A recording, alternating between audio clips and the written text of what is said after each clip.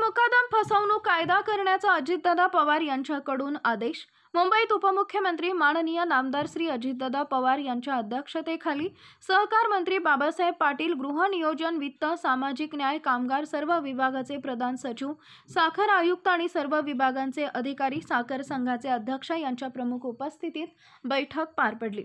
साखर उद्योगात ट्रॅक्टर मालकांची फसवणूक करणाऱ्या ऊसतोड टोळ्यांच्या मुकादमांविरोधात कठोर कारवाई करण्याचा निर्णय घेण्यात आला।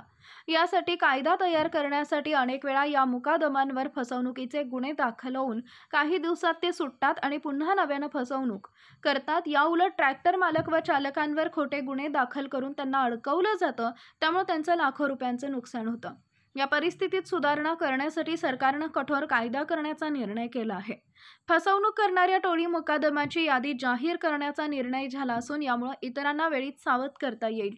याशिवाय टोळी मुकादमांच्या बोगस करारामुळे वाहन मालकांच्या होणाऱ्या आर्थिक नुकसानीवर उपाययोजना करण्यासाठी कायदेशीर संरक्षण देण्यासाठी उपाययोजना करावी अशी मागणी वारंवार होत होती। त्या मागणीचा विचार करून हा निर्णय घेण्यात आला।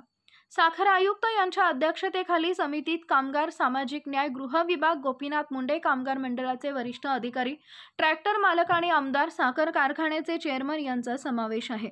ते 1 महिन्याच्या आत अंतिम निर्णय घेतील। कायमस्वरूपी ऊस वाहतूक करणाऱ्या वाहतूकदार मालकांचं नुकसान थांबले। फसवणूक करणारे मुकादम यादी प्रसिद्ध करण्यात येणार।